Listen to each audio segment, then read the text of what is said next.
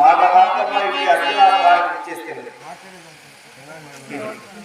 మేము ఒక్కొక్కలాయ పట్టణం నుంచి బయలుదేరే సమయంలో మా బావగారైనటువంటి ధర్మరాజు వారు బాబా వెళుతున్నది కౌరవుల చెత్తకు.